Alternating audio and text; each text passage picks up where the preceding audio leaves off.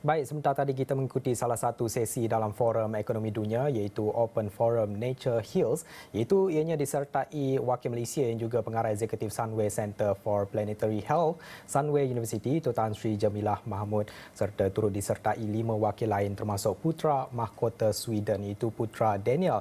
Dalam pada itu, dalam perkembangan yang dapat kami bawakan menerusi World Economic Forum 2023, WEF 2023, satu kajian turut dikongsikan iaitu 1% daripada seluruh penduduk dunia memiliki kekayaan sebanyak 2/3 daripada 42 triliun dolar nilai kekayaan sejak tahun 2020. Dan dalam laporan tahunan Forum Ekonomi Dunia yang dikeluarkan Lembaga Amal Oxfam International, nilai tersebut adalah hampir 2 kali ganda wang yang diperolehi oleh 99% daripada penduduk dunia.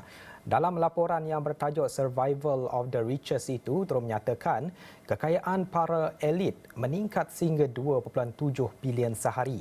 Manakala dalam situasi yang berbeza, sekurang-kurangnya sejumlah 1.7 bilion pekerja tinggal di negara-negara yang mana inflasi telah mengatasi gaji mereka. Dan untuk kita fahami laporan yang dikongsikan Oxfam ini, bersama kita pada jam ini menerusi panggilan video iaitu Presiden Dewan Perniagaan Digital Malaysia DPDM, Chris Daniel Wong. Terima kasih Chris kerana menyertai kita pada jam ini. Chris, melihat pada kajian ini kalau dapat disimpulkan dengan bahasa mudahnya di sini sebalik cabaran global yang bermula sejak 2020 seperti yang kita tahu seperti pandemik COVID-19, inflasi serta peperangan yang berlaku di Ukraine.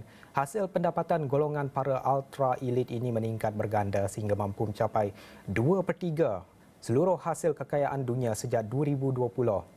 Dan melalui kanta global secara am, bagaimana Chris melihat kepada situasi ini? Adakah situasi ini dapat dianggap satu kelebihan ataupun kekurangan dalam menghadapi cabaran semasa global sekarang, Chris? Kalau kita lihat pada apa yang situasi belakang sekarang ni, memanglah kita katakan bahawa satu orang kata situasi yang amat mencabar, negative situation. Ini kerana kalau kita lihat di serata dunia, banyak negara mengamalkan sistem demokrasi. Kalau kita tinggal di dalam satu negara yang mengamalkan sistem demokrasi, kita sepatutnya berkongsi kekayaan sesama manusia sejagat. Tetapi apabila kita nampak laporan sebegini, 1% mengawal kekayaan 2/3 seluruh dunia, jadi kita nampak di sini bahawa ada orang kata kumpulan kartel yang terus orang kata menguasai pasaran dunia sehingga menyebabkan inflasi makin hari makin menaik dan juga inflasi telah mengatasi gaji-gaji golongan berpendapatan menengah dan berpendapatan sederhana. Jadi kita lihat pada situasi sebegini adalah amat negatif sekali. Dan melihat pula situasi ini dilihat dalam konteks negara kita. Adakah situasi ini juga telah berlaku sekian lama di negara kita, Chris? Ya, saya boleh katakan ya. Kalau kita lihat pada berita selama 2 minggu sebelum ini, kita nampak bahawa ramai yang telah dibekas ataupun telah direman oleh pihak MACC. Kerana terdapat kebocoran bajet-bajet daripada Kementerian Kerajaan. Jadi yang saya sebut inilah tadi awal-awalnya kartel yang telah menguasai pasaran dunia dan juga pasaran setempat. Contohnya kartel makanan, kartel orang kata bahan mentah dan sebagainya. Jadi untuk mengekang perkara ini sebegini berlaku lebih lanjut, kita perlukan ada political will untuk mengatasi cabaran yang kita hadapi sekarang ini.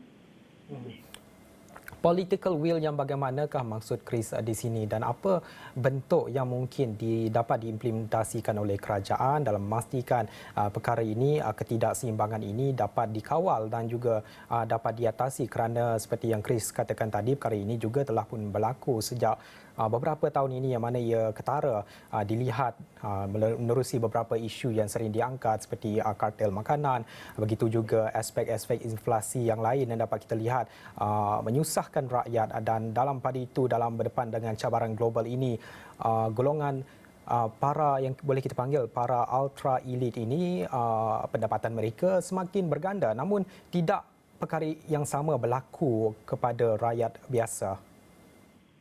Bila kita sebut political will, kita kena lihat pada konteks. Saya cuma bagi contoh. Saya ambil contoh seperti di negara China. Di negara China, populasinya amat besar sekali. Mereka mempunyai populasi sebanyak 1.6 bilion penduduk. Tetapi di dalam 2 dekad, 20 tahun, kerajaan China mampu orang kata mengurangkan kadar kemiskinan bagi rakyat mereka di China. Jadi itulah yang saya maksudkan political will. Bukan saya sarankan kita mengikut orang kata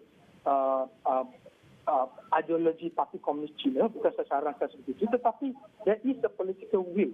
Kita lihat pada Singapura. Apabila Singapura meninggalkan Malaysia pada tahun 1969. Apabila mereka meninggalkan Malaysia, they are backwater. Negara yang amat mundur sekali. Tetapi pada hari ini, kita tidak nampak ada orang miskin di Singapura. Kerana ada political will. Kerana ada undang-undang kesaksamaan. Ada undang-undang di mana para ultra elite ini terpaksa, bukan terpaksa, tetapi ada polisi untuk mereka membayar gaji yang setimpal, ada polisi untuk mereka membayar cukai, dan ada juga inheritance tax, cukai waris dan sebagainya. Jadi inilah kita katakan political will sebenarnya yang harus bukan saja ada di Malaysia, tetapi secara global. Chris, kalau kita melihat kepada gambaran dalam peringkat domestik di negara kita sendiri, mungkin kita dapat lihat isu-isu yang sering diangkat seperti bekalan dan juga kartel ayam seperti yang Chris katakan tadi. Tapi dalam aspek global, semenjak yang kita tahu cabaran yang besar dihadapi seperti inflasi, pandemik COVID-19 dan juga pelbagai isu kewangan lain, dari aspek ataupun sektor manakah yang dapat kita lihat di sini di sebalik cabaran global para elit ini menggunakan kesempatan ini untuk jana pendapatan berganda? Mungkin Chris dapat kongsikan dengan lebih jelas di sini. Kita kena lihat pada struktur percukaian dan juga struktur orang kata offshore seperti sektor percukaian yang tidak menggunakan cukai, offshore accounts seperti di Cayman, di British Virgin Island dan sebagainya. Jadi yang ultra elite ini banyak menggunakan orang kata offshore structure untuk membawa dana mereka keluar daripada negara mereka sendiri untuk di dalam konteks untuk berniaga. Jadi apabila kita nampak struktur sebegini ataupun offshore struktur sebegini, harus kita adakan undang-undang setempat ataupun polisi setempat, bukan menguruskan pengaliran wang dana itu keluar, tetapi untuk memastikan dana aliran yang keluar adalah digunakan untuk tujuan perniagaan ataupun tujuan pendidikan dan sebagainya, bukan tujuan untuk melarikan diri daripada membayar cukai. Jadi kita kena semak semula struktur offshore sebegini yang telah sekian lama telah dipraktikkan di pasaran. Okey, itu kalau kita dapat fahami di situ apa yang menyebabkan perkara ini berlaku menjadi kenyataan, iaitu terdapatnya offshore account ataupun offshore structure yang sering menjadi pilihan buat para ultra elite ini melipat gandakan pendapatan mereka, iaitu untuk pelbagai tujuan, antaranya untuk perniagaan ataupun pendidikan, dan perlu adanya semakan semula kerana budaya ini telah pun dipraktikkan sejak sekian lama, ya Chris, kalau boleh saya simpulkan apa yang Chris katakan tadi. Namun dalam laporan sama seperti yang dikeluarkan oleh Oxfam ini juga turut menyebut separuh daripada jutawan tinggal di negara-negara yang tidak mengenakan cukai waris kepada keturunan mereka, yang mana mereka dapat mewariskan, kalau mengikut kajian ini, $5 trilion kepada waris, dan jumlah ini adalah lebih besar daripada nilai GDP misalnya di negara-negara Afrika. Gabriela Butcher, iaitu pengarah eksekutif Oxfam International, memberi cadangan bahawa perlunya langkah untuk mengenakan cukai wajib 5% buat para elit ini. Dan sekiranya terkumpul, $1.7 trilion dapat dikumpul setahun. Dan ini bermakna juga ia dapat mengeluarkan 2 bilion orang daripada kepompong kemiskinan. Pandangan Chris sendiri? Pandangan saya, kita setujulah. Saya amat setuju dengan cara tersebut. Kalau kita dapat mengenakan 5% terhadap orang kata harta waris, memang betul kita dapat mengeluarkan ramai wang daripada kepompongan kemiskinan. Tetapi ia berbalik pada political will. Sama ada negara-negara tersebut sanggup orang kata melaksanakan polisi tersebut. Kita kena juga ingat yang ultra elite ini banyak political connection mereka tersebut.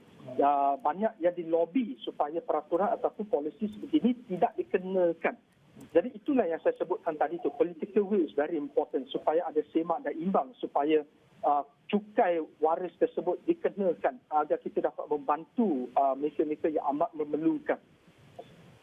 Kalau kita nak lihat perkara ini, situasi ini berdepan dengan situasi tersendiri, iaitu cabaran political will itu perlu ada dalam menyelesaikan isu ini, dan bagaimana pula kalau cadangan yang sama diimplementasikan di negara kita, apakah impaknya kepada masyarakat dan adakah golongan elit akan terus berdaya saing menerusi perniagaan mereka? Adakah perlunya juga cukai tambahan dikenakan buat mereka, dan perkara ini juga pastinya memberi manfaat kepada masyarakat secara amnya? Bagaimana, Chris?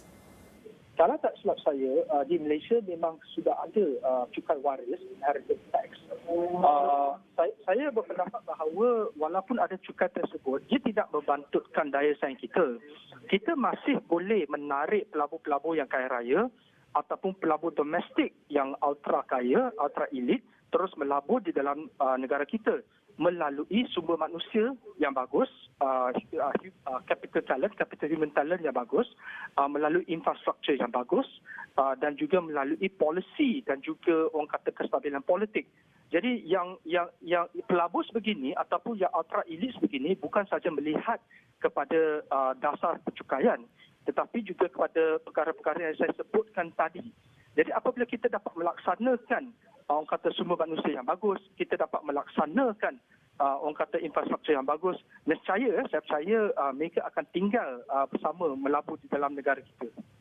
Dan dalam kita bercakap berkenaan dengan isu ini, satu isu yang sering dibangkitkan, mungkin secara ringkas Chris dapat jelaskan di sini, lebih-lebih lagi ketika situasi inflasi adalah berkenaan dengan kadar pembayaran gaji oleh syarikat-syarikat yang tidak setimpal dengan sumbangan diberikan oleh pekerja. Dan kita lihat pada sistem kapitalis memang tidak dapat dinafikan, memang wujud dalam ekosistem perniagaan. Dan kerjasama yang bagaimanakah dapat dilakukan dalam mengimbangi keperluan pengguna, tetapi dalam masa yang sama dapat memastikan syarikat terus berdaya saing dan menjana pendapatan, dan ini juga dapat supaya untuk mengelakkan tidak berlakunya eksploitasi. Pada pandangan saya, kalau kita lihat pada struktur gaji, memang daripada industri ke satu industri lain memang ia tidak setimpal. Itu memang benar. Tetapi kita juga kena lihat pada struktur yang lain, struktur tambahan, iaitu struktur pay performance. Bukan bonus. Bonus hanya dibayar pada penghujung tahun. Tetapi pay performance dibayar mengikut projek ataupun mengikut orang kata kejayaan sesuatu projek. Jadi kita kena lihat pada struktur pembayaran tersebut. Seperti mana kalau kita lihat pada syarikat-syarikat konsultansi, kebanyakan pekerja-pekerja mahir mereka, human capital mereka dibayar secara pay performance. Mereka mempunyai gaji yang asas, tetapi performance juga orang kata diberikan. Jadi ini saya rasa boleh mengurangkan jurang di mana gaji tidak setimpal, tidak akan berlaku secara kerap apabila kita mempraktikkan sebegini. Saya bagi contoh seperti gig economy.